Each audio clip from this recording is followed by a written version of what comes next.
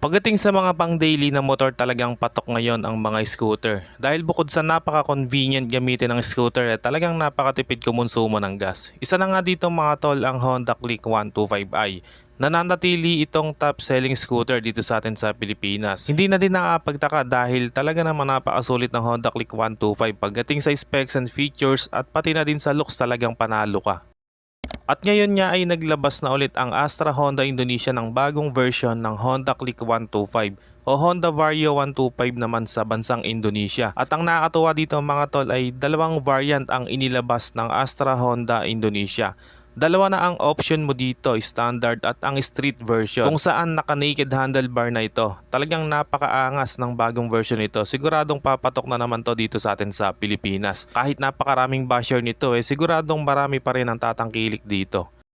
So yun nga mga tol, no, meron na itong street version na kung saan nga naka-naked handlebar na. Nagmukha tuloy dual sport.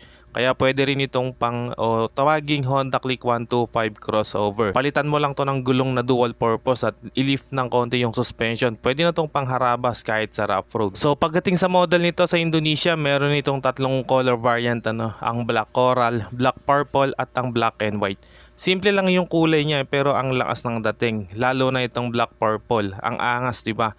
So dahil naked handlebar siya, ito na agad yung makikita mo, yung pinaka-frame ng meter panel niya. At makikita natin dito na talagang makanto siya, kumbaga masculine yung design niya dito. And hindi lang dito, kahit sa ibang part ng fairing, makanto talaga. Compare sa lumang modelo, smooth lang ang datingan. Dito naman sa mismong headlight redesign na to, sabi ng iba parang version 1 or version 2. At mas maganda pa daw yung version 3. So dahil redesign to mga tol, malaki ang kaibahan nito sa mga previous model. Para dito sa version 4 mas malakas na yung buga ng ilaw, na talaga naman napakagandang upgrade. Malaking bagay lalo na syempre sa gabi. So LED pa rin ang ginamit dito, at pagdating sa daytime running lights niya, mas umangas pa siya mga tol, napaka futuristic ng datingan. May similarity sa Click 160 pero mas maangas yung dating niya, yung mga linyahan ng daytime running lights niya. So parang flat lang yung ilaw niya, kaya maganda yung looks. At bukod sa meron nga itong napakaangas ng bagong design ng mga ilaw, napaka-sharp ng looks niya dito sa harap. Pag to hindi nyo pa nagandahan, ewan ko na lang talaga. Dito naman sa likod mga tol, redesign din yan. So yung taillight design niya, mas slick na yung design compared sa previous model na medyo malaki talaga yung taillight. Ito parang line na lang siya, tapos sa gitna meron siyang parang mata. Biruin nyo, naisip to ng designer ng Honda, napakaangas. So LED pa rin yung ginamit dito mga tol, pati sa mga signal lights niya, kaya lang nakahiwalay pa din, So hindi pa rin siya naka-integrated sa taillight. Pero okay lang dahil LED pa rin naman yung ginamit. Pagdating naman sa meter panel niya, para sa akin may pagkaragid yung dating, siguro dahil naka-naked handlebar siya.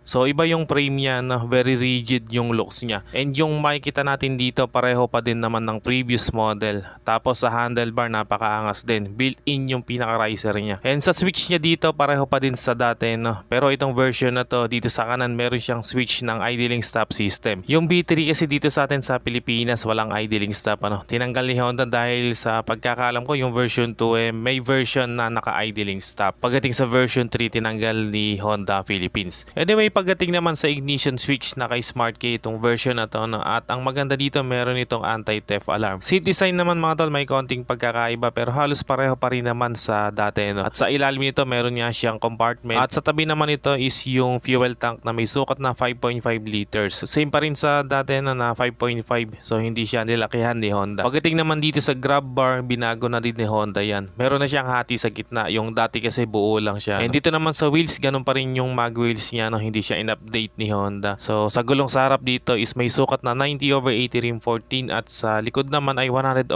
rim 14 and tubeless na yan pareho. Sa brakes, naka-disc dito sa harapan at drum brake pa rin naman sa likod. At equip pa rin ito ng CBS or combined braking system. So non-ABS pa rin siya mga tol. Usapang makina naman, so wala naman na bago sa makina, pero parang nirefine ng konti kasi medyo tumaas ng konti yung fuel mileage niya. So gumagamit pa rin ito ng 125cc liquid cooled 2-valve program fuel injected engine. At equip pa rin ito ng ESP or Enhanced Smart Power. So kaya nitong mag-produce ng 11 horsepower at 8,500 RPM at max torque na 10.8 Nm at 5,000 RPM. And syempre naka-ACG pa rin yung alternate current generator.